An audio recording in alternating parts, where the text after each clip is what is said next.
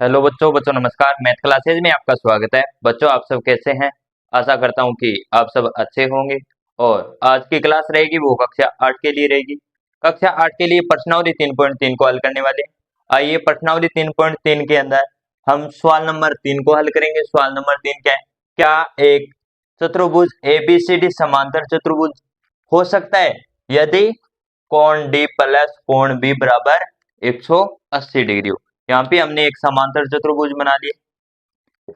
ये हमने समांतर चतुर्भुज बनाया और समांतर चतुर्भुज में ये बोल रहा है, ये हमने नामांकन कर दिया कोण ए बी सी डी। और ये बोल रहा है कि कोण डी प्लस कोण बी बराबर 180 डिग्री। ये बोल रहा है ये कोण और ये कोण, कोण डी और बी दोनों क्या है? 180 डिग्री। हमें पता है कि कोण डी और कोण बी क्या है? सम्मुख कोण है। कौन से कोण है भाई? सम्मुख कोण है। सम्मुख कोण हमेशा क्या होते हैं? बराबर होते हैं। यानी इन दोनों का जो मान है वो 180 डिग्री है। ये कोण 90 डिग्री का होगा तो ये भी कोण कितना डिग्री का होगा? 90 डिग्री का होगा। ये कोण भी 90 डिग्री का है, ये भी 90 का। अगर ये कोण मैं बोल दूं, अगर ये कोण हो गया 80 डिग्री का और ये हो गया 100 डिग्री का, तो ये समांतर चतुर्भुज है क्या? नहीं होगा। क्यों नहीं होगा भाई? क्योंकि समांतर चतुर्भुज में हमें पता है कि सम्मुख भुजा है वो समान होती है। अगर ये कोण 90 डिग्री का है तो ये भी कोण कितना डिग्री का होना चाहिए? 90 डिग्री का होना चाहिए। ये कोण 80 डिग्री का है तो ये भी कितने डिग्री का होना चाहिए? 80 डिग्री का होना चाहिए। तो हमें हमें पता है कि समांतर चतुर्भुज में सम्मुख कोण है वो बराबर होते हैं। तो हम कहेंगे हल, पॉइंट नंबर 1 का हल करेंगे। तो कोण डी प्लस कोण बी बराबर 90 डिग्री हो तो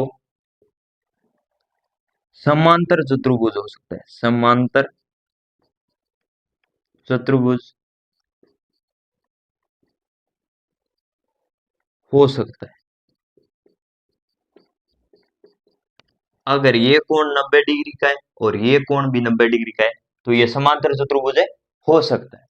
परंतु परंतु सदैव सदैव आवश्यक आवश्यक है नहीं।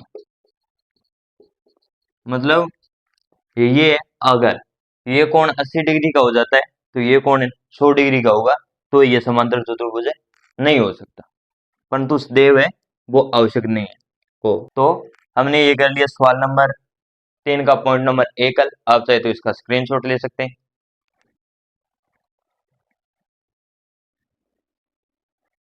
इसी प्रकार से हम पॉइंट नंबर 2 को हल करेंगे। पॉइंट नंबर 2 क्या है? ए बी बराबर डी सी 8 सेंटीमीटर है और ए डी 4 सेंटीमीटर है और बी सी 4.4 सेंटीमीटर। तो हमने यहाँ पे समांतर चतुर्भुज बना लिया। ये बना लिया समांतर चतुर्भुज और इसका नामांकन कर दिया ए बी सी डी। अभी हमें क्या करना है? ये बोल रहा है ए बी 8 सेंटीमीटर, ए और बी कितनी है? 8 सेंटीमीटर है, बराबर है डी सी के। तो ये भी कितनी है? 8 सेंटीमीटर। और है ए डी 4 सेंटीमीटर, ए और डी कितने? 4 सेंटीमीटर है। और बी सी कितनी? 4.4 सेंटीमीटर। तो मैंने आपको पहली क्लास के अंदर बताया था कि समांतर चतुर्भुज में सम्मुख भुजाएं हैं वो समान होती है। समांतर चतुर्भुज में सम्मुख भुजाएं वो समान होती है। जैसा कि ये भुजा और ये भुजा क्या है?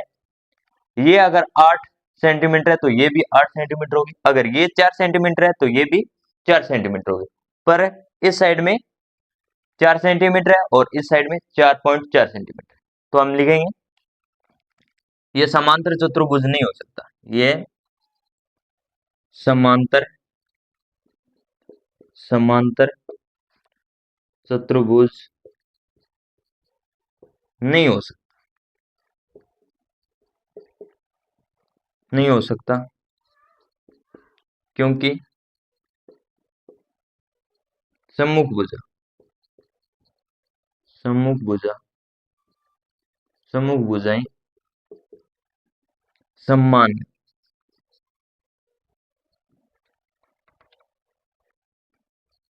समान नहीं। नीचे लिखेंगे,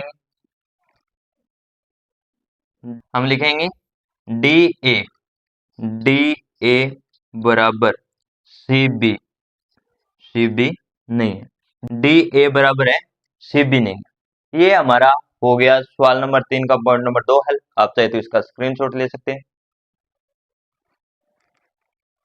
इसी प्रकार से हम सवाल नंबर 3 के पॉइंट नंबर 3 को हल करेंगे। पॉइंट नंबर 3 क्या है? पॉइंट नंबर 3 है कोण ए बराबर 70 डिग्री और कोण सी बराबर 65 डिग्री। ये हमने समांतर चतुर्भुज बना लिया।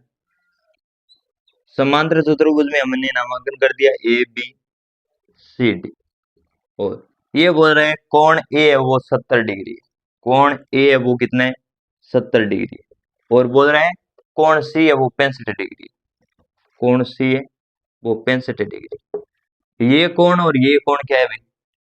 सम्मुख कोण है, और सम्मुख कोण हमेशा क्या होते हैं? बराबर होते हैं। अगर ये 70 डिग्री का है तो ये भी कितना होना चाहिए? 70 डिग्री का होना चाहिए। अगर ये 65 डिग्री का है तो ये भी 65 डिग्री का होना चाहिए।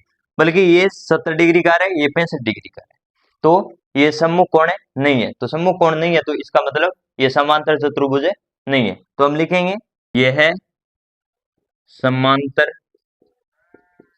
चतुर्भुज